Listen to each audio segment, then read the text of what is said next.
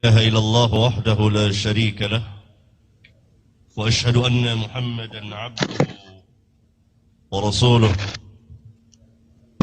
أما بعد فإن خير الحديث كتاب الله وخير الحج حج محمد صلى الله عليه وعلى آله وسلم وشر الأمور محدثاتها وكل محدثات بدعة وكل بدعات ضلالة وكل ضلالة في النار.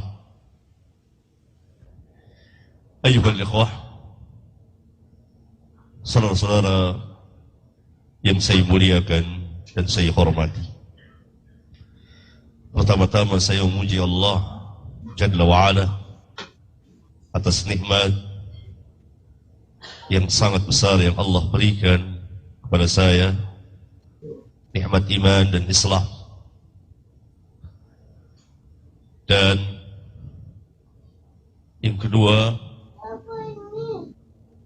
kita bersyukur atas nikmat Allah yang telah mempertemukan kita pada hari ini untuk satu pembahasan ilmiah mengenai manhaj, cara atau sikap beragama yang akan membentuk, membawa dan mengarahkan bagaimana cara beragama kita, apakah benar atau salah.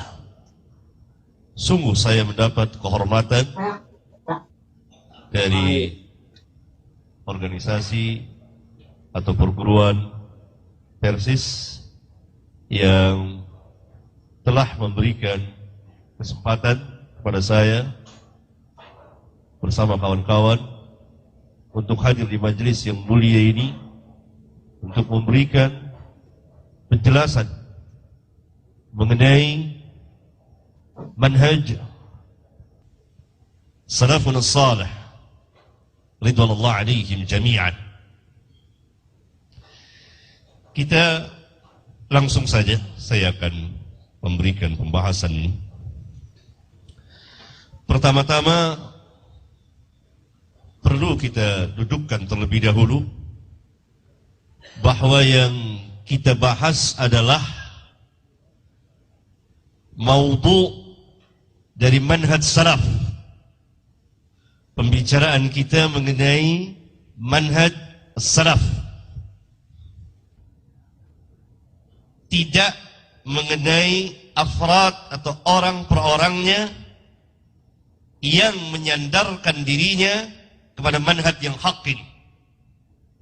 Karena kalau kita bicarakan hal yang seperti ini, tidak ada habis-habisnya.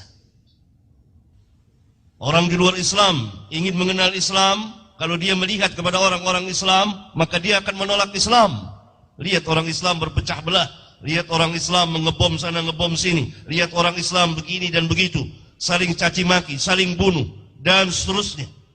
Yang harus mereka lihat, Islam sebagai ajaran yang benar, Islam sebagai agama yang hak. Baru kemudian orang penganutnya yang mengamalkan Islam yang hak. Nah, kalau kita melihat tadi seperti dibicarakan, ada orang yang mengatakan salaf Yamani, salaf Haraki, entah salaf-salaf yang mana lagi, ini tidak akan ada habisnya. Seperti kita kenal juga, ada Persis Bandung, ada Persis Bangil, ada Persis Jakarta, ada Persis Garut, entah Persis-Persis yang mana lagi. Ini kita tidak dengarkan, tapi asas Persis yang kita tahu, kembali kepada Al-Quran dan Sunnah. Demikian juga Muhammadiyah, ada ini, dan seterusnya. Tidak ada habisnya. Nah, kalau kita bicarakan ini, tidak akan ada habisnya. Yang kita bicarakan adalah manhaj salaf. Apa itu manhaj salaf? Adapun orang-orangnya banyak menisbahkan diri kepada ajaran salaf.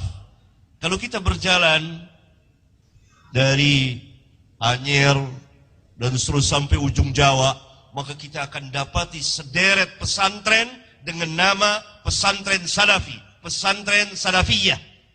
Apakah pengamalannya sesuai dengan salaf dan salafiyah? Sangat jauh sekali. mereka pengagum kubur, menyembah kuburan, tawasul dan lain sebagainya. Tetapi namanya pesantren salafiyah. Sebagaimana orang-orang munafiqun menyandarkan amanna billahi wa bil yaumil akhir. Kami beriman kepada Allah dan hari akhir. Wa ma hum bimu'minin. Dan mereka bukanlah orang-orang yang beriman. Mari kita batasi pembahasan mengenai manhaj yang hak ini sebagai hujjah, alasan dasar yang ketiga atau tidak. Dengan tidak melihat kepada afradnya. Sebab akan berlanjut terus dan akan terkena kepada diri kita. Yang kedua,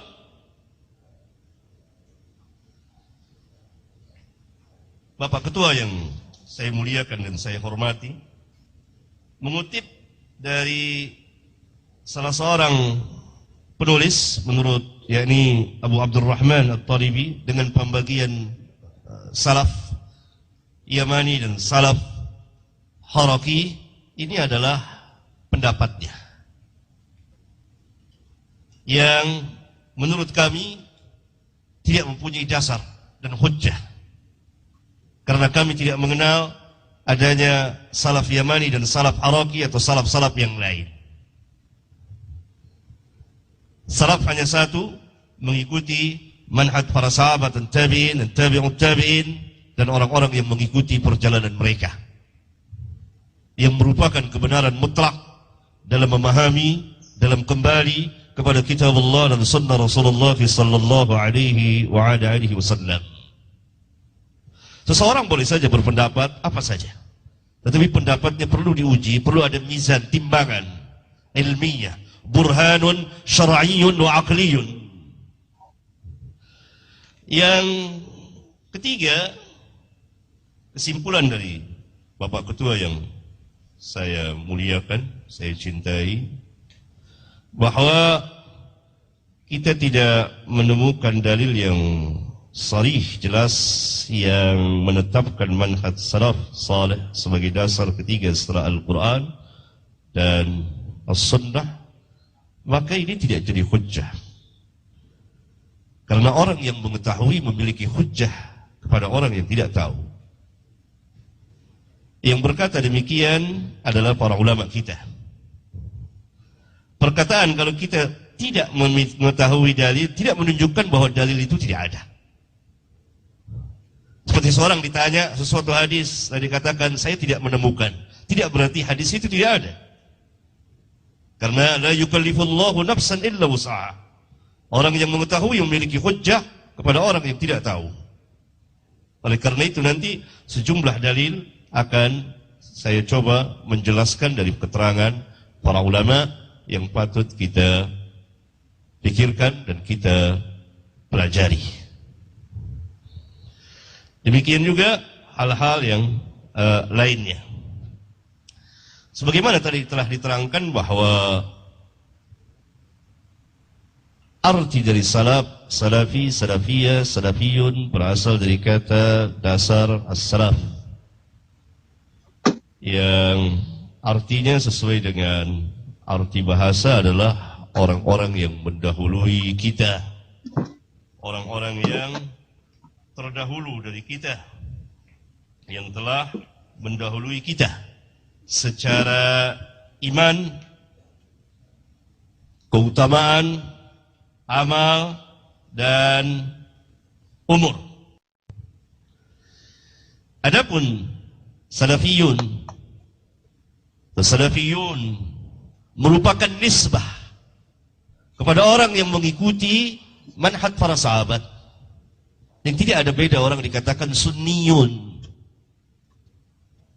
Kalau kita tidak boleh dikatakan, tidak boleh menyandarkan kepada salaf dengan salafiyun, maka dengan sendirinya kita tidak boleh menyandarkan kita sebagai sunniyun, karena ahlus sunnah juga yang terdahulu.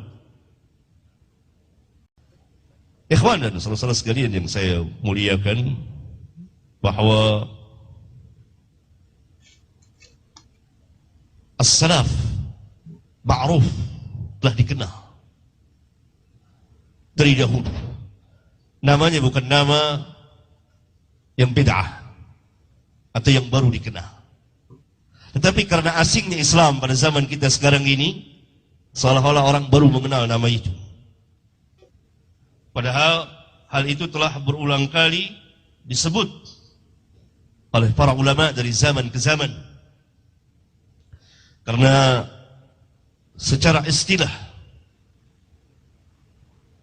as-salaf adalah, atau disandarkan kepada orang yang menisbahkan dirinya mengikuti salafiyun, pertama diitlakkan kepada perjalanan para sahabat. Perjalanan para sahabat. Dan orang-orang yang mengikuti mereka dari zaman ke zaman. Sampai pada hari ini dan seterusnya.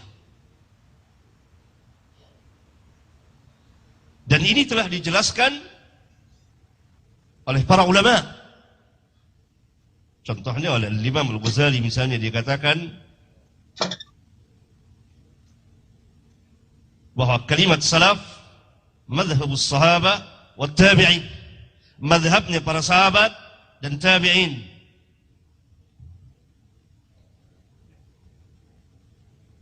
Demikian juga dengan yang lainnya. Al-Imam Al-Bukhari di kitab sahihnya, di bagian Kitabul Jihad bab ke-50 berkata, qala Al-Bukhari, qala Rashid bin Sa'ad, qala Rashid bin Sa'ad. Rashid bin Sa'ad seorang tabi'in. Dia mengatakan kana as-salaf يستحبون الفحولة لأنها أجرى وأجسال. Adalah kaum salaf. Nah, siapa yang dimaksud dengan kaum salaf oleh Rashid bin Sa'ad kalau bukan sahabat? Dan hal ini menunjukkan bahwa mereka mengikuti kaum salaf. Karena yang berkata adalah tabi'in. Oleh karena itu, Ibnu Hajar di kitabnya Fathul Bari dalam bab yang sama mensyarahkan bahwa yang dimaksud adalah minas sahabah, dari para sahabat, wa man ba'dahum, dan orang yang sesudah mereka. Karena yang berkata adalah Rashid bin Sa'ad. Orang-orang salaf menyukai menunggang atau mengendarai kuda yang jantan. Kemudian Al-Imam Al-Bukhari di kitab sahihnya di bagian kitab Al-At'imah bab ke-27 memberikan bab seperti ini, bab ma kana as-salaf yaddakhiruna fi buyutihim wa asfarihim min at-ta'am wal lahmi wa ghairihi. Berkata Imam Bukhari, bab apa yang dilakukan oleh kaum salaf. Mereka menyediakan perbekalan di rumah-rumah mereka, dan ketika mereka melakukan safar berupa makanan, daging dan lain-lain. Siapa yang dimaksud oleh Al-Bukhari dengan kana salaf kalau bukan sahabat dan tabi'in dan tabi'ut tabi'in? Karena Al-Imam Al-Bukhari lahir sesudah tabi'ut tabi'in. Beliau berada di tabaqah keempat atau tabaqah kelima. Berarti yang dimaksud oleh Bukhari kana salaf adalah sahabat dan tabi'in dan tabi'ut tabi'in. Hal ini menjelaskan bahwa kalimat salaf baik secara lughah maupun istilah telah ma'ruf, dikenal di kalangan kaum muslimin, di kalangan para ulama, bahwa mereka adalah sahabat dan tabi'in dan tabi'ut tabi'in. Kemudian Al-Imam Muslim di muqaddimah sahihnya meriwayatkan sebuah asar dari jalan Muhammad bin Abdullah. Dia berkata, sami'tu Ali bin Syaqiq yaqul, saya pernah mendengar Ali bin Syaqiq berkata, sami'tu Abdullah bin Al-Mubarak yaqul ala ru'usin nas, saya pernah mendengar Abdullah bin Mubarak berkata di hadapan manusia. Abdullah bin Mubarak seorang tabi'ut tabi'in. Da'u hadis Amr bin Thabit. Tinggalkanlah hadisnya, riwayatnya Amr bin Thabit. Fa innahu kana yasubbus salaf. Karena sesungguhnya dia telah mencaci maki kaum salaf. Jadi Abdullah bin Mubarak berkata di hadapan umum, di hadapan manusia, jangan kalian pakai hadisnya, riwayatnya Amr bin Thabit. Sebabnya apa? Fa innahu kana yasubbus salaf. Karena sesungguhnya dia telah mencaci maki kaum salaf. Hal ini menunjukkan bahwa manhaj salaf menjadi pembeda antara yang hak dengan yang batil. Siapa yang mencaci maki perjalanan kaum salaf, meninggalkan perjalanan kaum salaf, ditinggalkan riwayatnya, ditinggalkan hadisnya, dijarah oleh para ulama, di antaranya Abdullah bin Mubarak. Dan riwayat seperti ini ma'ruf sekali di kitab-kitab, dari kitab para ulama kita. Khususnya kalau saudara-saudara meneliti kitab-kitab Syekhul Islam Ibn Taimiyah rahimahullah ta'ala, di majmu' fatwanya misalnya, atau yang ditulis oleh muridnya Imam Ibnu Qayyim dan lain-lain, atau kitab-kitab yang sebelum beliau. Maksud saya di sini ingin menjelaskan bahwa lafaz salaf menurut lughah dan istilah ma'ruf, dikenal di kalangan kaum muslimin, di kalangan para ulama, bahwa yang dimaksud oleh salaf secara mutlak adalah para sahabat. Kemudian orang-orang yang mengikuti mereka dari tabi'in dan tabi'ut tabi'in, dari zaman dan seterusnya, dari zaman ke zaman. Dan salafiyun nisbah, sebagaimana sunni. Karena ahlus sunnah wal jamaah mempunyai beberapa nama syar'iyah. Dinamakan ahlus sunnah wal jamaah. Dinamakan juga dengan al-firqah an-najiyah. Dinamakan juga dengan at-taifah al-mansurah. Dinamakan juga dengan as-salaf. Semuanya ini adalah nama-nama syar'iyah. Nama-nama yang mempunyai dasar secara syar'i. Berbeda dengan nama-nama yang lain yang diberikan oleh manusia. Imma sesuai dengan nama pendirinya, atas nama pendirinya, seperti Asy'ariyah disandarkan kepada Al-Imam Abul Hasan Al-Asy'ari, atau dari bid'ah, terbit dari bid'ah mereka sendiri, seperti Khawarij, seperti Mu'tazilah dan lain-lain. Tetapi nama-nama Ahlus Sunnah syar'iyah, Ahlus Sunnah wal Jamaah, terambil dari hadis Irbad bin Sariyah di antaranya. Kemudian Al-Firqah An-Najiyah terambil dari hadis Iftiraqul Ummah. Kemudian At-Taifah Al-Mansurah terambil dari hadis Taifah Al-Mansurah yang derajatnya mutawatir. Kemudian As-Salaf, nama yang ma'ruf, yang dikenal di kalangan para ulama, dari mulai tabi'in, tabi'ut tabi'in dan seterusnya. Ikhwan sekalian, saya akan menjelaskan sebagian dari hujjah atau dalil-dalil tentang kebenaran manhaj salaf.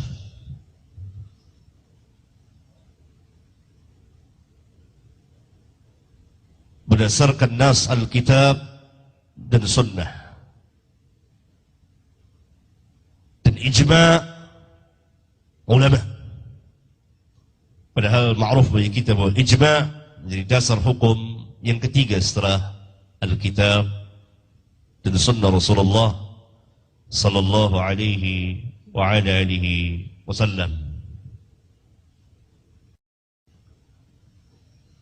Dalil yang pertama, firman Allah tabaraka wa ta'ala yang tadi telah dibacakan oleh Bapak Ketua yang saya cintai. Was-sabiquna al-awwaluna minal muhajirin wal ansar walladzina ittaba'uuhum bi ihsan radhiyallahu anhum wa radu an. Al-ayah. Surat At-Taubah ayat 100. Ayat ini dijadikan dasar oleh para ulama tentang kewajiban mengikuti manhaj, cara beragamanya para sahabat. Kembali kepada Alkitab dan Sunnah ada fahmi salafil ummah, mengikuti pemahaman salaful ummah, mengikuti pemahaman para sahabat. Karena Rabbuna Azza wa Jalla mengatakan orang-orang yang terdahulu, yang pertama al-muhajirin wal ansar, tidak syak lagi bahwa al-muhajirin wal ansar adalah para sahabat ridwanullah alaihim jami'an secara keseluruhannya, mutlak.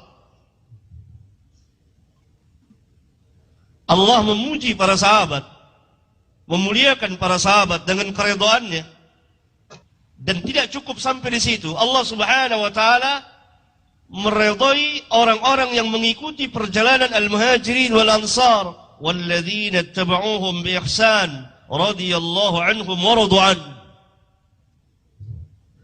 Mafhumnya jadi mafhum mukhalafah, bahwa orang-orang yang tidak mengikuti perjalanan al-muhajirin wal ansar tidak akan memperoleh keridhaan Allah tabaraka wa taala. Ridha bahasa Arab, arti ridha dalam bahasa Arab adalah meridhai, menyukai, menyenangi apa yang dilakukan oleh orang yang kita ridhai. Saya ridha kepada engkau, berarti kita menyukai apa yang dia lakukan, apa yang dia kerjakan. Hal ini menunjukkan bahwa apa yang dilakukan, dikerjakan oleh al-muhajirin wal ansar telah mendapat keridhaan Allah berupa i'tiqadnya, perkataannya, perbuatannya, dan cara beragamanya, dan seterusnya. Kalau Allah katakan radhiyallahu anhum, apa tidak jelas dalil ini mengatakan walladzina ittaba'uuhum bi ihsan, orang-orang yang mengikuti mereka. Mengikuti apa? Tentu mengikuti al-fahmu, pemahaman, ilmu, amal mereka. Dan di antara yang sebesar-besar dari perbuatan mereka adalah i'tiqad, akidah mereka, keyakinan mereka, manhaj dan cara beragama mereka. Oleh karena itu Al-Imam Ibn Qayyim rahimahullah ta'ala di kitabnya I'lamul Muwaqqi'in Ar-Rabbil Alamin, jilid yang keempat, dari mulai halaman 118 dan seterusnya, menjelaskan, di antara beliau menjelaskan tentang ayat yang mulia ini. Menjadi dalil, bahkan sebesar-besar dalil yang menunjukkan akan kehujjahan manhaj salaf.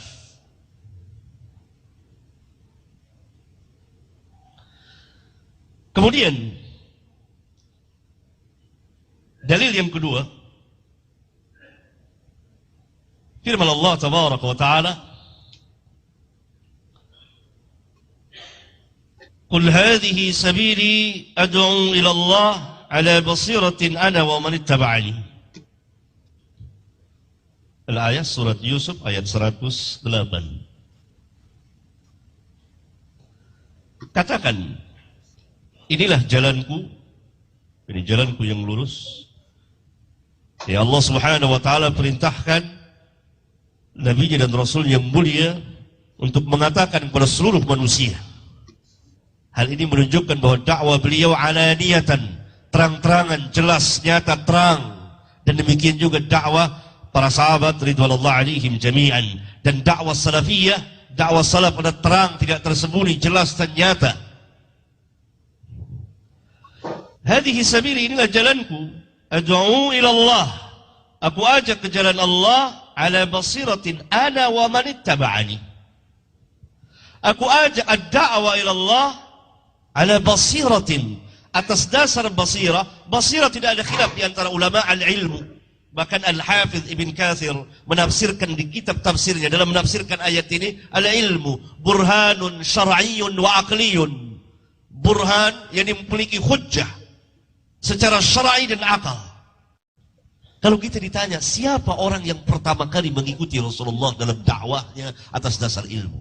Tidak ada khilaf di antara kita untuk mengatakan adalah para sahabat. Abu Bakar, Umar, Uthman, dan seterusnya.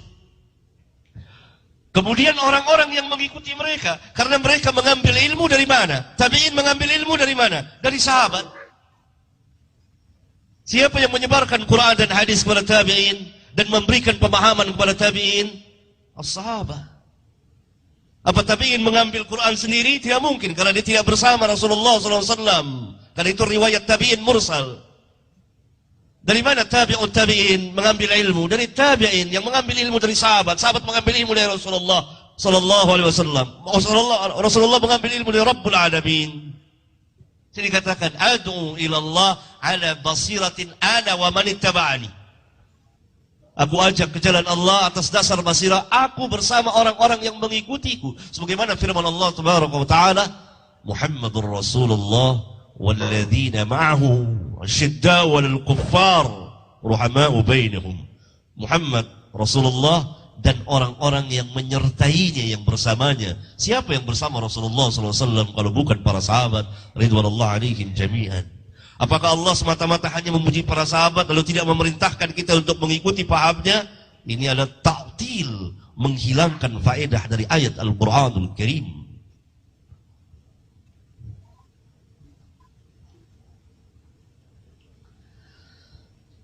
Dalil yang lain, yang ketiga, firman Allah Tabaraka wa Ta'ala, Ya ayyuhalladzina amanu ittaqullaha wa kunu ma'as sadiqin. Hai orang-orang yang beriman, bertakwalah kepada Allah dan jadilah kamu bersama orang-orang yang sadiqin.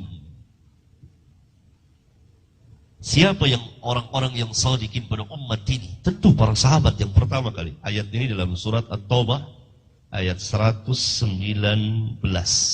Allah telah memerintahkan kepada kita kunu ma'as sadiqin. Orang-orang yang sadiq yang pertama kali adalah para sahabat ridwanullah alaihim jami'an. Allah perintahkan kita untuk mengikuti mereka. Kunu ma'as sadiqin. Ayat ini dijadikan dasar oleh para ulama tentang kebenaran manhaj salaf, kebenaran manhaj para sahabat dan kewajiban kaum muslimin mengikuti manhaj para sahabat. Sikap dan cara beragama mereka kembali kepada Al-Quranul Karim menurut pemahaman mereka, menurut metode ilmu yang telah mereka sebarkan dan ajarkan kepada umat. Karena mereka adalah orang-orang yang pertama kali membenarkan Rasulullah sallallahu alaihi wasallam. Dalil yang keempat,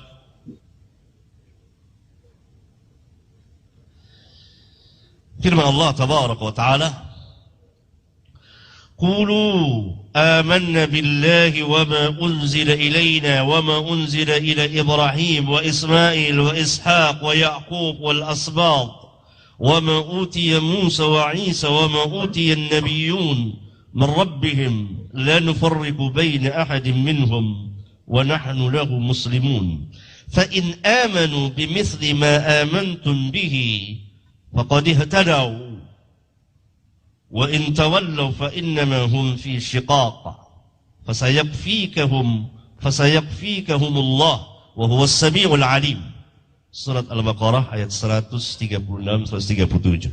Allah Subhanahu wa Ta'ala telah memerintahkan kita orang-orang mukmin, tapi khitab pertama tentu Allah tujukan kepada para sahabat. Katakan oleh kalian, kami beriman kepada Allah dan apa yang diturunkan kepada kami yaitu Al-Quran dan apa yang diturunkan kepada Ibrahim dan Ismail dan Ishaq dan Ya'qub dan Asbat dan apa yang diberikan kepada Musa dan Isa dan apa yang diberikan kepada nabi-nabi dari Rabb mereka. Kami tidak membedakan seorang pun di antara mereka dan kami kepada Allah muslimun, menyerahkan diri. Ini yang menarik. Fa in amanu bimithli ma amantum bih, maka jika mereka, dhamir hum, mereka kembali kepada siapa? Ahlul kitab. Silahkan diteliti di kitab-kitab tafsir semuanya. Fa in amanu, maka jika ahlul kitab beriman bimithli ma amantum, dengan keimanan yang ada pada kamu, seperti keimanan kamu. Siapa tum, antum di sini kalau bukan para sahabat ridwanullah alaihim jami'an pada waktu itu dan orang-orang yang mengikuti manhaj para sahabat. Sehingga para ulama mengatakan bahwa manhaj para sahabat tafriqan, pembeda, atau al-furqan, di antara manhaj, cara beragama yang benar dan cara beragama yang salah. Karena orang-orang ahlul kitab diperintah untuk beriman. Fa in amanu bimithli ma amantum bihi faqad ihtadaw.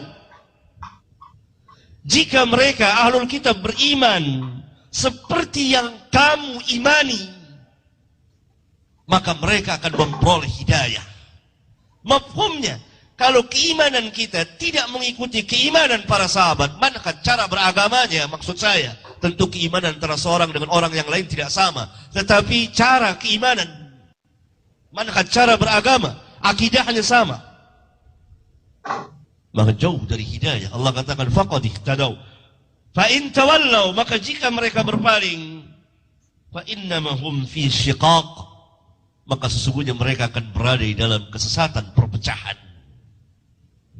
Ayat yang mulia ini setegas-tegas dalil yang menjelaskan kewajiban kaum muslimin mengikuti manhaj para sahabat. Sama dengan ayat di awal-awal surat Al-Baqarah. Wa idza qila lakum aminu kama amana an-nas qalu anu'minu kama amana as-sufaha ala innahum humus sufaha walakin la ya'lamun. Dan apabila dikatakan kepada mereka, siapa mereka ini? Tidak ada khilaf di antara ulama bahwa mereka ini adalah orang-orang munafiqun. Aminu kama amanan nas, berimanlah kalian sebagaimana manusia telah beriman. Siapa manusia yang ada pada waktu itu yang telah beriman kepada Allah dan Rasulnya kalau bukan para sahabat ridwanullah alaihim jami'an? Diperintah orang-orang munafiqun agar beriman sebagaimana keimanannya para sahabat. Lalu mereka mengatakan, anu'minu kama amanas sufaha, apakah kita akan beriman sebagaimana keimanannya orang-orang yang bodoh? As-sufaha, ada orang yang lemah akalnya, yang dhaif, yang tidak mengetahui mana yang maslahat dan mana yang mudarat. Sebagaimana diterangkan di beberapa kitab tafsir, di antara di tafsir Imam Ibnu Katsir dan lain-lain. Maka Allah Subhanahu wa taala membela para sahabat, ala innahum humus sufaha. Mereka yang sufaha, para sahabat tidak. Kemudian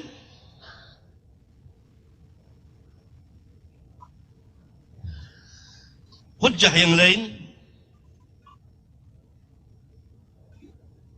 Allah Subhanahu wa taala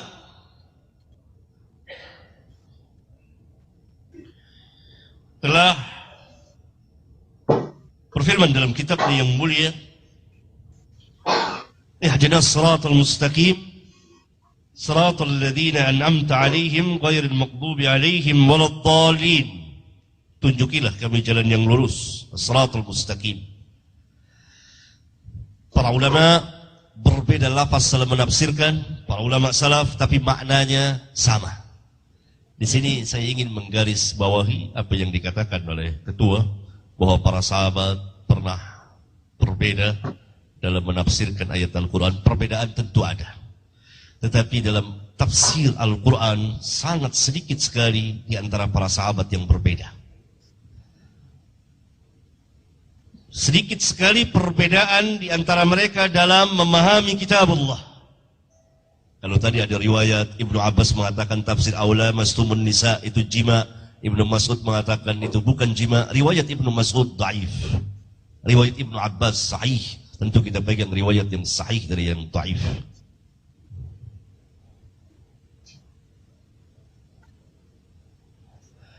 Kadang-kadang berbeda lafaz.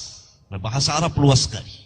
Perbedaan lafaz, tapi maknanya satu. Karena siratal mustaqim, ada yang menafsirkan al-Islam, ada yang menafsirkan Al-Quran, Al-Kitab, ada yang menafsirkan ketaatan kepada Allah dan Rasulnya, ada yang menafsirkan huwa nabiyyu wa Abu Bakrin wa Umar. Dia adalah Nabi dan Abu Bakar dan Umar. Lafaz berbeda, maknanya satu. yakni Islam yang dibawa oleh Rasulullah SAW, yang diajarkan oleh Rasulullah. Kepada siapa Rasulullah SAW mengajarkan pertama kali kalau bukan kepada para sahabat? Siapa ketuanya para sahabat? Abu Bakar dan Umar, yakni al-khulafa ar-rasyidin al-mahdiyin, yang mewakili sekalian para sahabat ridwanullah alaihim jami'an. Karena itu ma'ana alaihi wa ashabi, mutlak para sahabat atau al-jamaah, tafsir dari ma'ana alaihi al-yawm wa ashabi, tafsir dari al-jamaah. Al-Khulafa Ar-Rashidin Al-Mahdiyin, Abu Bakar, Umar, Uthman, Ali. Ini tidak diterangkan langsung oleh Rasulullah karena ma'ruf.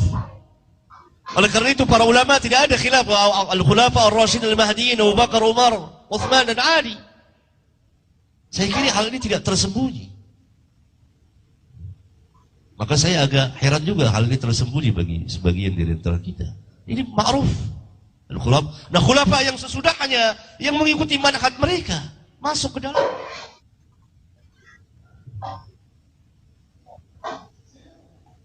Dan tentu Islam yang dibawa oleh Rasulullah Sallallahu Alaihi Wasallam, yang didakwakan dan diajarkan oleh beliau.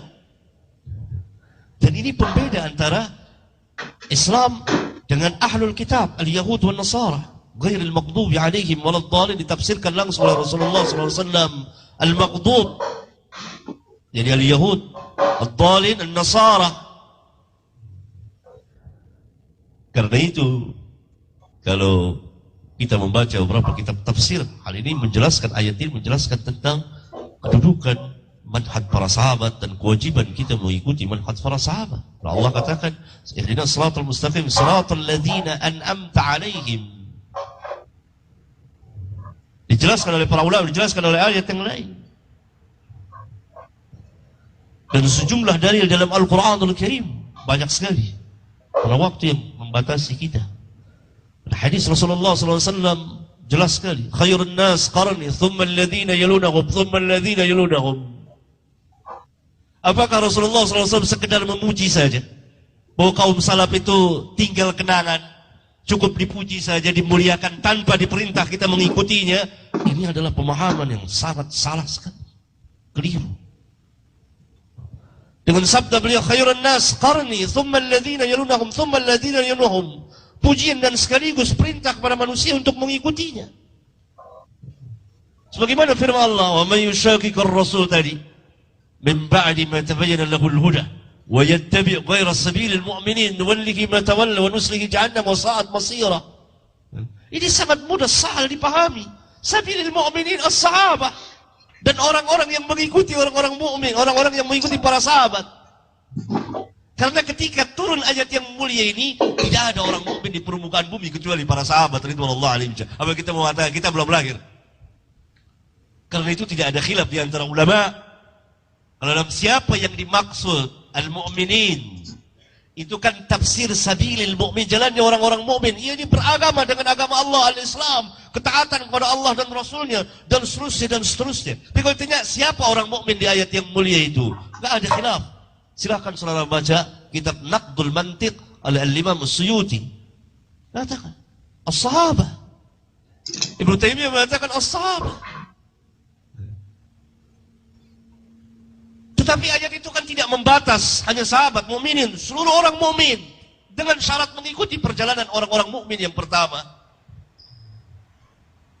Di ayat yang mulia itu sebesar-besar dalil, setegas-tegas dalil yang menunjukkan kewajiban kita bermanhaj dengan manhaj salaf. Ridwanullah alaihim jami'an. Saya cukupkan pembicaraan saya karena ada sisa waktu untuk Ustaz lanjutkan. Tafadhal masykur. Alhamdulillah, syukur la ilaha illallah, syukur anna Muhammadar Rasulullah. Saya sebenarnya sangat menyambut baiklah diskusi ini karena judulnya juga sudah jelas mubahasah gitu. Jadi mungkin nggak satu kali dan tidak perlu di hotel di suatu waktu, di masjid saja gitu. Itu kan lebih enak kalau sambil buka buku gitu ya. Itu rasanya. Ada nggak kelompok umat Islam sekarang khusus yang memiliki ormas-ormas paling tidak ya, yang tidak menggunakan mazhab salaf gitu. Nah, ketika saya teliti ternyata itu mulai dari Al-Irsyad Muhammadiyah kemudian disambung dengan Persi itu menggunakan juga manhaj salaf. Buktinya apa gitu? Itu kan minta bukti juga. Kita itu punya kitab tuh ada dari Imam Malik, itu ada Imam Syafi'i, itu metode gitu ya. Jadi metode masa silam itu begitu. Metodenya sahabat bagaimana, dilanjutkan oleh tabi'in seperti yang lain dilanjutkan oleh Imam Malik, tabi'in dilanjutkan oleh Imam Syafi'i, Imam Ahmad bin Hambal kemudian itu. Nah, jadi saya jadi rada kenapa gitu mesti ada semacam perbedaan mencolok bahwa salafi yang ini bukan salafi. Padahal setahu saya itu dalam penelitian saya waktu itu ulama-ulama sekarang juga menggunakan manhaj salaf. Bagaimana saya tahu ulumul Quran, ulumul hadis, qawaidut tafsir, qawaidut hadis, qawaidul hadis kalau tidak dari mereka. Itu metode itu. Dan ada bukunya. Peninggalan mereka ada risalah, ada Al-Ma'rifah. Ya. Kemudian dari Al-Ghazali juga ada gitu buku seperti itu. Bukhari Muslim sudah jelas. Itu kan salaf mereka. Kita menggunakan kritik sanad, kritik matan itu juga salaf juga gitu digunakan oleh mereka. Ya. Jadi ini mesti didiskusikan ya. Jadi kalau bedaan fikih ya nggak pernah ada satu yang sama sebenarnya. Jadi ada memang produk-produk ijtihad dari salafus salih itu yang berbeda. Buktinya apa? Sejak kapan memang ada ijma juga mereka ya itu kan Imam Syafi'i malah ada qaul jadid, ada qaul qadim, kemudian Imam Malik, kemudian Imam itu mazhab yang patut karena berbeda dari sisi Quran dan hadisnya sama, istinbat hukumnya, metode yang mereka pegang. Contoh ini menggunakan isan ya, istisan sebut saja. Padahal itu digunakan oleh Imam Malik itu istisan itu seperti itu. Masalah mursalah digunakan oleh Imam Malik itu. Tapi Imam Syafi'i sampai mengatakan wa man istahsana faqad syara'a wa man syara'a faqad kafara. Nah ini di mana gitu? Mungkin ada perbedaan konsep ini. Istisannya Imam Syafi'i dengan istisannya Imam Malik. Masalah mursalahnya Syafi'i nanti dengan model masalah mursalahnya Imam Malik dan juga Imam Malik. Jadi saya kira ini pengembangan berpikir ini dan kalau perlu mubahasa ini ya tidak dalam biar ya kalau secara khusus jadi kita punya itu ya. Jadi ini maksud saya jadi bahwa Persis rasanya sudah menggunakan manhaj salaf itu. Mana bisa istinbat. Kita kan ambil dari Imam Syafi'i risalah, di situ ada Al-Mustasfa, ada Irsyadul Fuhul di situ. Kemudian nah ini jadi sudah pakai juga sebenarnya. Cuma produk istihadnya yang berbeda nanti. Ya. Nah itu jadi kalau jadi mungkin saya nggak paham nih. Nanti mohon jawaban aja. Kenapa seolah-olah yang merasa salafi itu aku gitu, yang lain bukan salafi. Nah itu persoalannya. Punten ya terus terang saja ya. Gitu. Kok ngan abdi wungkul di salafi teh punten yang tidak bisa bahasa Sunda. Nah abdi wungkul sabatur henteu. Nah itu kan. Jadi harus dicatat bahwa Muhammadiyah itu Al-Irsyad setahu saya ini. Kemudian Persis, PUI malah mohon maaf nih PUI yang kan salaf itu intinya harakatul islah, itu intinya perbaikan itu. Islah apa? Islahul akidah, islahul ibadah, islahul muamalah. Nah ini persoalan. Nah islahul muamalah apa? Nah ini sekarang yang paling repot islahul muamalah misalnya. Apa republik ini benar apa tidak? Apa kerajaan benar apa? Kan itu jadi persoalan fikih siasat fikih itu. Atau fikih siasat. Jadi menurut saya sendiri ini bagus kalau diskusi itu terus dilakukan walaupun tidak banyak orangnya terbatas gitu sebab tuker ilmu sudah ada dari dulu. Itu kalau saya. Jadi supaya mahal nyangariung jam 10 di masjid sebelum sholat duhur mubahasa fikih. Nah di sini masalahnya fikih Pak. Jadi fikih ini yang itu. Jadi kalau tadi bicara mazhab salafnya ya saya tidak. Terus terang saja, kami itu sepakat seperti itu dalam arti kita menggunakan metode mereka juga. Istinbat hukum itu kan dari sana. Di produk fikih gak pernah ada yang sama sekali mi'ah fil mi'ah muwafiqun ala araihi wa intajihil fikih itu tidak pernah ada. Mohon maaf. Pasti di situ ada al-farq, al-furuq fikih. Pun tadi saya agak lama. Terima kasih. Assalamualaikum warahmatullahi wabarakatuh. So kadang jadi salah. Selanjutnya kami persilahkan Ustaz Yuyu Wahyu dari Tasik.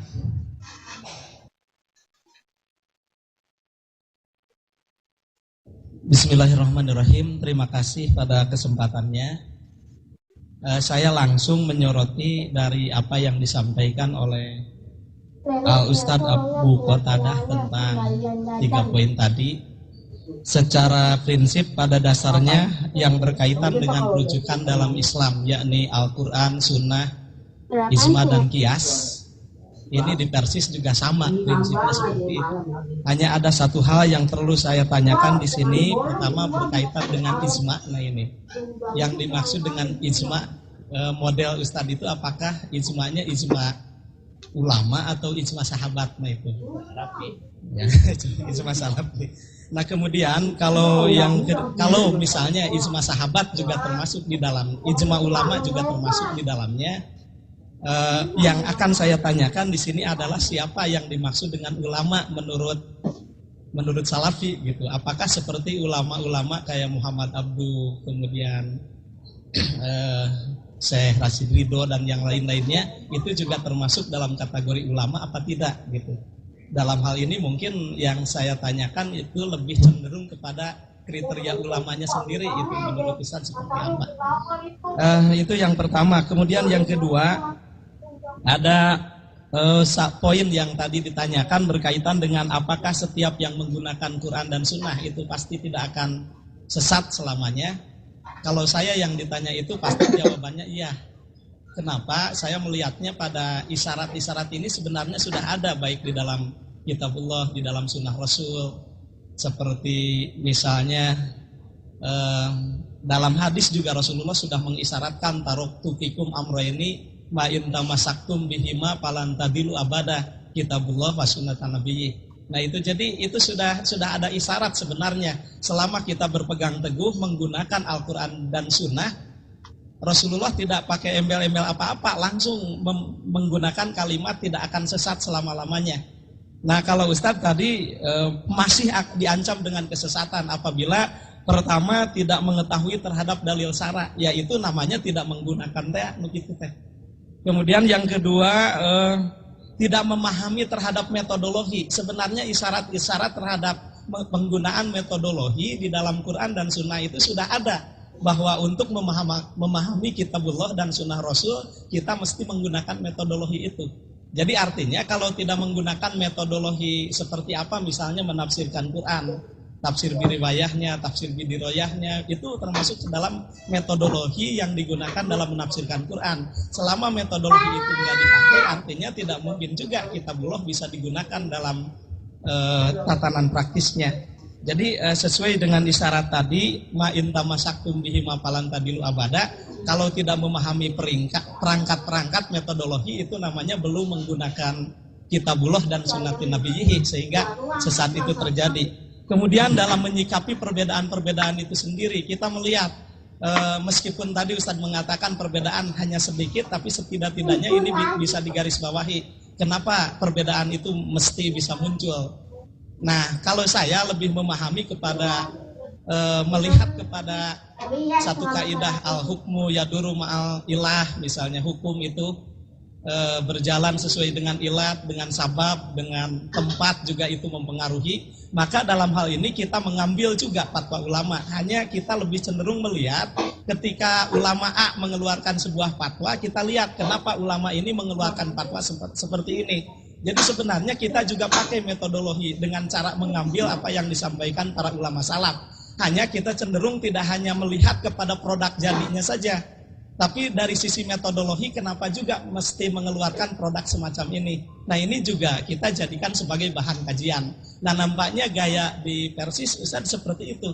Jadi mengambil fatwa ulama itu tidak hanya menelan produk-produk jadi itu, tapi dilihat pula kenapa ulama-ulama ini bisa menghasilkan produk-produk semacam ini. Disingkat saja, tidak dijelaskan lagi. Iya, itu ajalah barangkali yang saya tanyakan. Mudah-mudahan mafhum. Terima kasih. Wassalamualaikum warahmatullahi wabarakatuh. Nanti ada. Terima kasih atas waktu yang diberikan. Saya membaca temanya mengungkap gerakan Salafi di Indonesia. Dengan demikian penjelasan dari Ustadz tadi bahwa ternyata Salafi itu bermacam-macam. Tentu kami pun perlu mengetahui. Kurang jelas Ustaz apa ya? Oh ya. Kurang keras. Kurang keras, kurang tadi. Ya. Ya. Jadi temanya mengungkap gerakan Salafi di Indonesia. Dengan demikian tadi ada penjelasan bahwa Salafi itu berbeda-beda.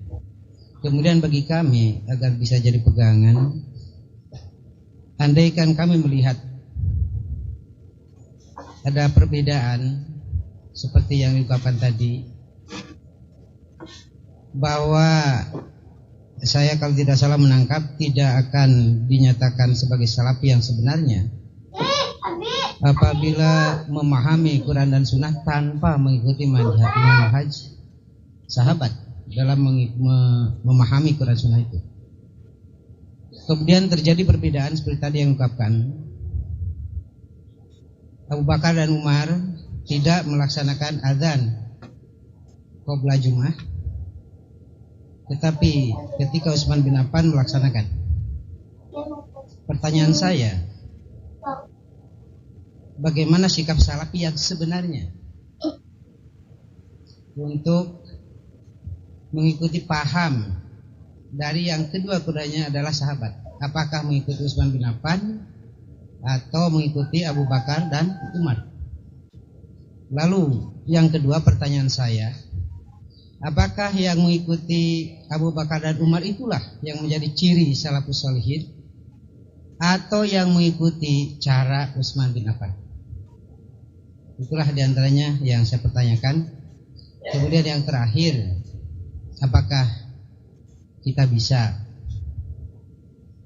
menetapkan dan menentukan bahwa selamatnya firqah itu apabila kita mengikuti paham pendapat dari sahabat yang ternyata apabila terjadi perbedaan kita harus bersikap diam seperti tadi, tidak menambahkan? Apakah kita bersikap diam itu yang dimaksud tidak mengikuti kepada salah satu, atau tidak menambah ini mengikuti salah satu? Itulah diantaranya, mungkin cukup mudah saja. Terima kasih. Barangkali sudah dapat dipahami. Untuk kesempatan pertama, Ustaz dimohon untuk menanggapi atau menjawab. Alhamdulillah Rabbil Alamin, wassalatu wassalamu ala nabiyil karim wa ala alihi wa ashabihi wa man ittaba'ahum bi ihsan ila yaumiddin, wa ba'd. Dari tiga penanya, maka izinkan saya untuk membuat kesimpulan. Ternyata ketiga penanya tidak dapat membedakan pembicaraan kita pada hari ini. Inti daripada pembicaraan kita pada hari ini mengenai as-salaf, mengenai manhaj salaf dan orang-orang yang menisbahkan diri kepada manhaj salaf. Bukan permasalahan fiqhiyah, ijtihadiyah yang memang Islam memberikan keluasan. Seperti ditanyakan bagaimana kisah sikap salaf, yakni antara azan Utsman dan Abu Bakar. Ini pertanyaan yang sangat lucu karena tidak masuk ke masalah manhaj. Demikian juga permasalahan fiqhiyah yang lain, di mana para sahabat berijtihad satu dengan yang lain. Contohnya dalam bab faraid, itu sangat luas sekali khilaf para sahabat. Tetapi dalam manhaj, sikap dan cara beragama dan akidah tidak ada khilaf di antara mereka. Pertama, semuanya percaya bahwa azab kubur hakun. Tidak ada yang mengatakan bahwa ada azab kubur, yang satu mengatakan tidak ada azab kubur. Takdir hak ada, usaha manusia pun hak. Kalau ditanya aina Allah, di mana Allah? Ar-Rahman 'alal 'arsy istawa. Ar-Rahman di atas ars, dia bersemayam. Allah memiliki wajah? Iya. Wa yabqa wajhu rabbika dzul jalali wal ikram. yang tidak serupa dengan wajah makhluknya, yang sesuai dengan kebesaran dan kemuliaannya. Tidak ada khilaf di antara ulama, di antara para sahabat. Pengambilan dasar hukum Alkitab dan Sunnah, mereka sangat membenci bid'ah dan seterusnya. Ini permasalahan-permasalahan fikhiyah yang juga terjadi khilaf di antara para sahabat. Bahkan terjadi khilaf yang lebih daripada itu, sampai terjadi perang di antara mereka. Dalam perang Jamal dan perang Siffin. Tetapi apakah mereka bertafarruq, iftiraq dalam manhaj? Tidak. Karena itu apa yang dikatakan Ahlus Sunnah wal Jamaah tentang perselisihan para sahabat ketika itu, sampai terjadi pertumpahan darah. Masalah ijtihadiyah, yang benar dapat 2 ganjaran, yang salah dapat 1 ganjaran, kecuali kaum Rafidhah. Jadi kita harus membedakan. Ini yang saya khawatirkan terjadi. Jangan-jangan kawan-kawan kita ini nanti memperluas ke masalah fikhiyah. Ini tidak adakan habisnya. Ini manhaj. Kewajiban kita bermanhaj dengan manhaj salaf. Yang kedua, orang yang berdalil dengan Alkitab dan Sunnah belum tentu dia berada di dalam kebenaran. Harap kita melihat Al-Quran dan Sunnah hakun. Tetapi orang yang membawakannya, berdalil dengannya, mengeluarkan pahamnya, belum tentu hak, dan pahamnya belum tentu benar. Karena semua, tidak ada satupun firqah di antara firqah dan kelompok-kelompok dalam Islam yang mengatakan saya tidak berdalil dengan Al-Quran dan Sunnah dan hadis. Semuanya mengatakan kami pegang Al-Quran dan Sunnah. Bahkan saya pernah berdialog, berdebat di rumah saya dengan kaum batiniyah. Saudara tentu tahu kaum batiniyah lebih banyak guru itu membawakan ayat Al-Quran dari saya. Kami ini adalah pengikut Al-Quran dan Sunnah. Bersamaan dengan itu dia meragukan tentang kebangkitan pada hari kiamat. Ini sama dengan reinkarnasi. Kalaupun ada kebangkitan, bukan dengan jasad, tapi dengan ruh. Surga dan neraka merupakan gambaran. Dalilnya mana? Ayat Al-Quran. Dalilnya mana? Hadis yang dia tafsirkan seenaknya. Bahkan Ahmadiyah Al-Qadiani berdalil dengan ayat Al-Quran dan Sunnah. Orang-orang Syiah berdalil dengan Al-Quran. LDII, Islam Jamaah yang kita kenal dahulu, dalilnya apa? Ayat Al-Quran, hadis-hadis. Bahkan Khawarij dalilnya Al-Quran, idil hukmu illa lillah. Apa kata Ali? Kalimatu haqqin urida bihal batil. Ketika Khawarij mengatakan tidak ada hukum melainkan hukum Allah, Ali menjawab, itu kalimat yang hak. Kalimat yang hak. Tetapi yang dikehendaki oleh mereka batil. Jadi yang disalahkan alinya apa? Ayatnya atau apa? Pemahaman. Persis, Muhammadiyah dan lain-lain berdalil pegang Al-Quran dan Sunnah. Pemahamannya, manhajnya belum tentu manhaj salaf. Dalilnya sama. Ini secara umum. Bukan saya menghakimi PRC dan lain-lain, saya kenal baik dengan organisasi ini semua. Tapi yang salah di sini adalah al-fahamu. Jadi kembali kepada manhaj salaf, kan dikatakan oleh ulama ar-ruju' ila al-kitab was sunnah ala fahmi salafil ummah. Kembali kepada Alkitab dan Sunnah menurut pemahaman salaful ummah. Berbeda dengan Mu'tazilah. Mu'tazilah senantiasa mempertentangkan ayat Al-Quran dengan hadis. Hadis ini bertentangan dengan Quran. Seolah-olah dia lebih tahu Quran dari Nabi yang mulia. Manhaj salaf tidak demikian. Seluruh hadis diterima apabila telah sah datangnya. Tidak ada yang dikatakan bertentangan dengan Al-Quran. Nah kalau persis Muhammadiyah seperti itu, dia mengikuti paham salaf. Kalau tidak, maka pahamnya tersempet paham Mu'tazilah. Demikian juga dengan kami. Mengukurnya seperti itu. Itu diantara manhaj salaf. Dalam memahami kitabullah dan sunnah Rasulullah SAW. Karena kedua-duanya wahyu min Rabbil Alamin. Dan Mu'tazilah punya kaidah. Hadis yang bertentangan dengan Quran tolak. Karena hadis lebih tinggi dari Quran, lebih tinggi dari Al-Quran. seenak ini bertentangan. Azab kubur ditolak, semua ditolak dengan dia. Itu mazhab Mu'tazilah. Ahlus sunnah tidak demikian. Para sahabat tidak ada yang seperti itu. Kaidah yang ma'ruf di kalangan kita, khususnya para pelajar dan ahli ilmu. Apa kata para ulama? Lau kana khairan lasabaquna ilaihi. Kalau sekiranya perbuatan itu baik, tentu para sahabat telah mendahului kita dalam mengamalkannya. Kaidah ini dibuat oleh para ulama bahwa kita tidak boleh meyakini satu keyakinan, mengerjakan satu pun perbuatan, mengatakan satu pun perkataan yang berkaitan dengan dinul Islam tanpa didahului oleh para sahabat ridwanullah alaihim jami'an. Sebab kalau perbuatan itu baik, tentu para sahabat telah mendahului kita. Saya ambil contoh misalnya Al-Hafidh Ibn Katsir rahimahullah ta'ala dalam menafsirkan ayat wa an laysa lil insani illa ma sa'a.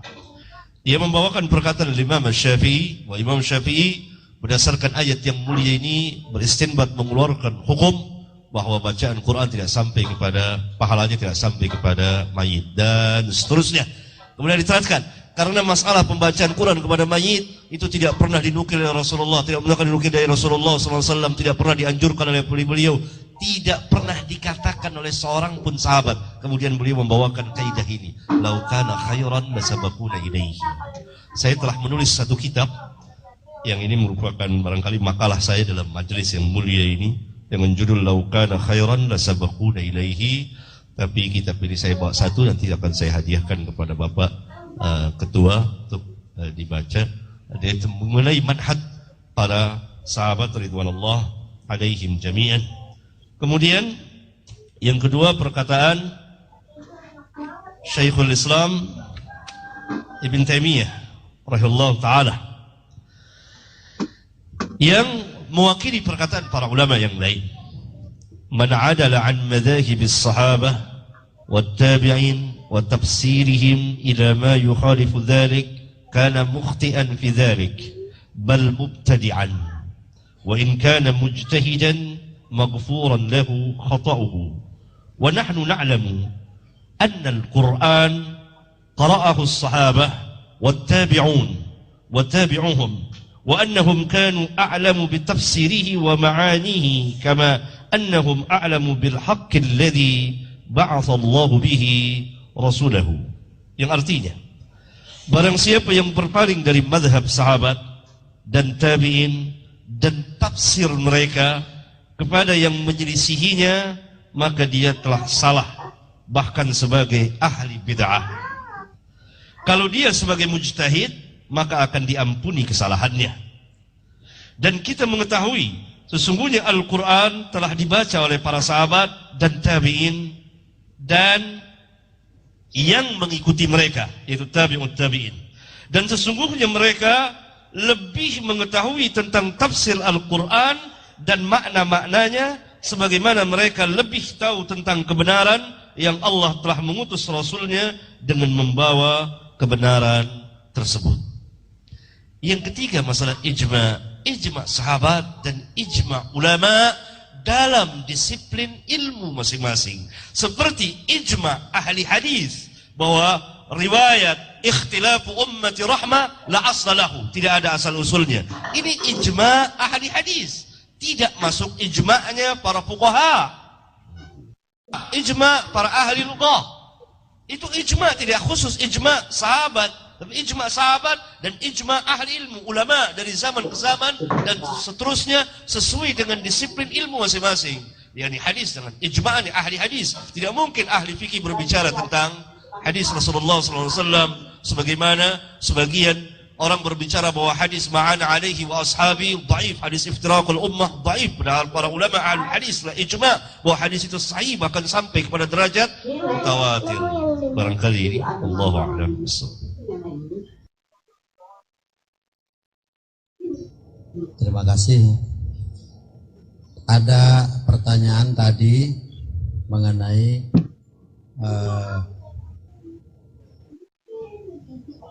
Utsman bin Affan mengadakan azan awal.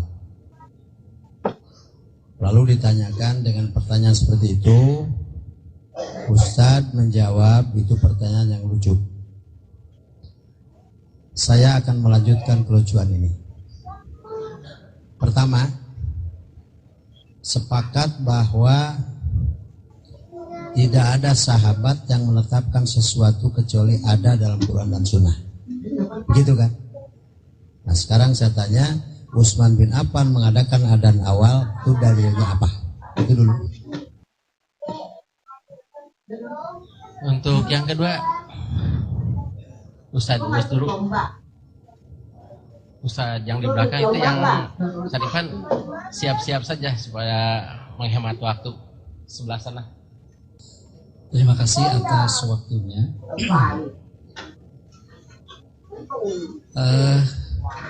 Kawan-kawan kita tadi sudah mengungkapkan mengenai upload yang harus dijadikan pegangan untuk memahami manhaj salafus salih. Kalau orang yang berquran dan bersunnah saja tidak ala fahmi salafus salih, begitu, atau ala fahmi sahabah, itu bisa tersesat. Maka saya bisa menyatakan bahwa orang yang mengikuti manhaj salaf pun bisa tersesat. Karena fahmu sahabah pun ditulis ataupun barangkali diungkapkan dalam bentuk bahasa Arab. Harus mengetahui bagaimana bahasa Arab itu. Untuk memahami manhaj sahabah saja perlu pemahaman. Nah, barangkali pemahaman yang bagaimana untuk memahami faham manhaj salaf. Sehingga satu sama lain tidak mengklaim saya paling salafi, sayalah yang salafi, sayalah yang ala fahmi sahabah. Bagaimana? Oleh karena itu bisa saja dinyatakan sesat apabila itu tidak didudukan terlebih dahulu. Sehingga perlu kita mengetahui mana apakah manhaj salaf ini sumber atau metodologi. Ustaz, tidak perlu diulang, sudah dapat. Yang kedua ada. Ya, karena tadi sudah ya, jadi cukup katakan bahwa kita ini tidak paham. Ya. Jadi memang barangkali terhadap upload ini barangkali Ustadz pun tidak paham. Kemudian dengan cara apa begitu ya memahami faham itu? Yang kedua, ketika Mu'adz bin Jabal diutus ke negeri Yaman oleh Rasulullah SAW waktu itu, kemudian beliau itu mengatakan bahwa apabila tidak ada di dalam Al-Quran bagaimana? Ya, sampai kepada tingkat ya bil kitab, kemudian bis sunnah, kemudian yang terakhir ajtahidu bir ra'yi. Tadi mengatakan bahwa Umar dan Abu Bakar itu lebih didahulukan ketimbang yang lain. Mu'adz bin Jabal pada waktu itu tidak mengatakan ajtahidu ataupun aku mengikuti pemahaman Abu Bakar dan Umar. Tapi langsung beliau mengatakan ajtahidu bi ra'yi. Itu yang pertama. Dan memang tadi kita sangat menunggu-nunggu bagaimana sebetulnya manhaj salaf itu. Ternyata kaidah-kaidah yang Ustadz katakan barusan itu tidak ada bedanya dengan yang kami pakai. Sehingga tentu saja manhaj salaf tidak bisa dijadikan trademark oleh siapapun kecuali memang ya kecuali harus dengan pemahaman yang benar terhadap Al-Quran dan As-Sunnah. Kemudian para sahabat itu kan ada tobakotnya, ada kibarus sahabah, ada sughurus sahabah. Mana yang mesti didahulukan? Nah dalam persoalan ini pun perlu mendapatkan kejelasan. Kalau tadi Ustadz yang sebelah sana mengatakan bahwa Quran Sunnah dengan manhaj salafus salih, sebenarnya Ustadz juga berbeda ini. Ada yang ijma kiasnya malah lebih dipertajam oleh Ustadz yang kedua itu. Di sini juga mungkin ada perbedaan. Jangan-jangan dalam produk istihad pun bisa saja ada perbedaan. Terima kasih. Terima kasih atas waktunya. Mudah-mudahan pertanyaan saya ini tidak menyimpang dari pembahasan. Karena tadi disebutkan oleh Al-Ustaz Abu Qatadah bahwa manhaj salaf itu universal, mencakup berbagai aspek. Nah, afwan. Karena tadi Al-Ustaz Abu Qatadah mengatakan bahwa manhaj salafi atau ahlus sunnah atau firqah najiyah itu universal, mencakup berbagai aspek dan sendi kehidupan yang menyentuh manusia. di antaranya adalah akidah, syariah, akhlak, dan lain sebagainya. Maka pertanyaan saya pun akan berkaitan dengan hal-hal yang tadi. Yang pertama terkait dengan akidah. Tadi saya mendengar dari Al-Ustaz Abdul Hakim hafizahullah bahwa masalah furu'iyah, ikhtilaf di kalangan para sahabat itu pernah terjadi. Sedangkan di dalam masalah akidah atau tauhid itu semuanya sama, sepakat semuanya. Nah, yang saya tanyakan, ikhtilaf itu ada asbabnya dan sumbernya, dan diantaranya adalah nas itu sendiri. Di dalam ayat Al-Quran banyak nas-nas yang menjadi multi pemahaman yang berbeda, termasuk diantaranya adalah masalah tauhid, masalah akidah. Seperti umpamanya yadullah ma'al jamaah dan lain sebagainya. Nah, yang saya tanyakan, sejauh mana dalam menetapkan kaidah bahasa untuk memahami nas-nas yang terkait dengan tauhid. Umpamanya seperti apakah bisa memakai majaz atau tidak. Itu diantaranya yang pertama. Kemudian yang kedua, Ustadz Abu Qatadah tadi menyentuh masalah fikih. Yang beliau katakan bahwa al-adilatul ahkam asy-syar'iyyah al-muttafaq alaih arba'. Bahwa dalil-dalil hukum syar'i yang sepakat itu ada 4. Pertama adalah Al-Quran, As-Sunnah, Sahabat, kemudian Ijma' As-Sahabah, As-Sahihah, wal Qiyas As-Sahihah. Nah, yang ditanyakan, bagaimana manhaj Ahlus Sunnah wal Jamaah atau Salafi atau Firqah An-Najiyah mengenai yang 6 itu, Al-Mukhtalaf alaih. Contohnya seperti Al-Maslahatul Mursalah dan lain sebagainya. Karena itu terkait dengan kondisi, tempat, zaman, dan adat istiadat. Menurut para penyusun kitab usul fikih. Itu yang kedua. Kemudian yang ketiga, ini terkait dengan fikih waqi. Ini harus dibatasi waktunya. Jadi disimpan saja. Barangkali yang terakhir barangkali ya. Yang terakhir. Bagaimana manhaj salaf tentang kepemimpinan, tentang khilafah, tentang umara, konsepnya begitu. Dan bagaimana kedudukan ormas-ormas yang ada di Indonesia ini menurut pandangan manhajus salaf. Barangkali itu yang saya sampaikan. Terima kasih dan saya mohon maaf jika banyak kesalahan. Aku lupa lihada. Astagfirullahaladzim wa lakum. 12 dan ini pertanyaannya sampai pukul 12 ini sangat semangat. Kita sepakati tuntas tidak tuntas 10 menit. Ya, kami persilakan. Alhamdulillah, saya mengucapkan terima kasih atas perhatian yang begitu besar dari saudara-saudara sekalian. Pertama, bahwa berdasarkan Alkitab dan Sunnah Ijma', dan ini pembahasan yang sangat luas sekali yang memerlukan waktu yang cukup panjang dan tadabbur yang baik dan membahas kutubul ulama, bahwa manhaj salaf adalah manhaj yang hak, la raiba fihi. Wajib atas setiap muslim bermanhaj dengan manhaj salaf. Jadi manhaj satu metode atau cara beragama dan kembali kepada Alkitab dan Sunnah. Karena Rasulullah sallallahu alaihi wasallam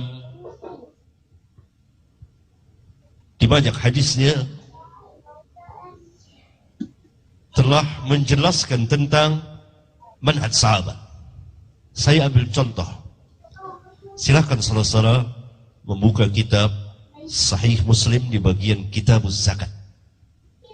Di situ ada bab khusus mengenai pembicaraan dengan Khawarij, di mana sejumlah hadis-hadis Rasulullah, bahkan sebagian ulama mengatakan hadis-hadis yang mutawatir, sebagai firqah yang pertama kali muncul dalam Islam, yang sangat sesat dan menyesatkan. Bahkan Rasulullah SAW mengancam akan memeranginya, membunuhnya kalau beliau menjumpai zaman mereka yang ternyata keluar pada zaman Ali dan diperangi oleh Ali bin Abi Thalib. Di dalam lafaz-lafaz hadis-hadis Khawarij maka dikatakan bahwa para sahabat, beliau bersabda kepada para sahabat, salat kamu dibandingkan dengan salat mereka, siam kamu dibandingkan dengan siam mereka, kamu akan meremehkan salat kamu dan siam kamu. Ini mengandung pelajaran yang sangat tinggi di mana Rasulullah SAW membedakan mana manhaj yang hak dan mana manhaj yang batil. Sepakat kita bahwa Khawarij adalah dhalun mudil, sesat dan menyesatkan. Di banyak hadis Rasulullah SAW dijelaskan. Dan ciri-ciri Khawarij jelas sekali. Dan Rasulullah SAW membuat satu perbandingan, tafriq, perbedaan mana manhaj yang hak dengan manhaj yang batil, dengan diukurnya antara Khawarij dengan sahabat, dibandingkannya antara sahabat dengan Khawarij. Khawarij sepakat kita. Tidak ada seorang pun muslim yang mengatakan bahwa Khawarij itu berada dalam kebenaran. Nggak ada. Hatta Rafidah yang menjadi musuh utama Khawarij. Ini yang harus kita perhatikan dan pelajari kembali. Dan Khawarij mempunyai dalil dari Al-Quran dan hadis-hadis Rasulullah SAW, walaupun mereka tidak memakai seluruh hadis Rasulullah SAW. Yang kedua, bahwa manhaj salaf tidaklah mengatakan bahwa para sahabat itu afrodnya maksum. Tidak ada yang mengatakan bahwa para sahabat bebas dari kesalahan dan dosa. Tidak. Kalau afrod, orang per orang, pendapat di antara mereka bisa salah dan bisa benar. Kalau bertentangan dengan Al-Quran dan Sunnah, tentu diambil Al-Quran dan Sunnah. Kenapa sebabnya? Barangkali belum sampai keterangan kepada mereka, dan ini diterangkan dengan luas sekali oleh para ulama. Di antaranya silakan saudara membaca di Majmu' Fatawa Syekhul Islam. Saya kira di perpustakaan Persis ada kitab ini. Di bagian kitab usul fikih oleh Syekhul Islam, di situ ada judul Raf'ul Malam 'anil A'immatil A'lam. Dan kitab ini pernah diterjemahkan kalau tidak salah oleh salah satu guru Persis juga kalau saya tidak salah ingat. Di situ dijelaskan perkataan-perkataan perbuatan sahabat yang belum sampai kepada mereka hadis Rasulullah sallallahu alaihi wa ala alihi wasallam. Oleh karena itu Imam Ahmad usulnya berpegang dengan Alkitab wa Sunnah dan berpegang dengan fatwa para sahabat, kecuali kalau di antara mereka terjadi khilaf, maka diambil yang akrab, yang lebih dekat kepada Alkitab dan Sunnah Rasulullah sallallahu alaihi wa alihi wasallam. Tetapi ijma' mereka yang kita bicarakan satu manhaj secara keseluruhan mengenai perjalanan kehidupan para sahabat di dalam beragama, di mana Rasulullah SAW mengatakan ma'ana alaihi liyawm wa ashabi. Ini yang kita bicarakan intinya. Ijma' kalau itu saya tanyakan, para sahabat tidak pernah berselisih dalam cara beragama. Tidak pernah berselisih dalam asma wa sifat, nama dan sifat Allah, tidak pernah berselisih. Tidak pernah berselisih tentang masalah-masalah aqaid, kecuali keterangan yang belum sampai kepada mereka.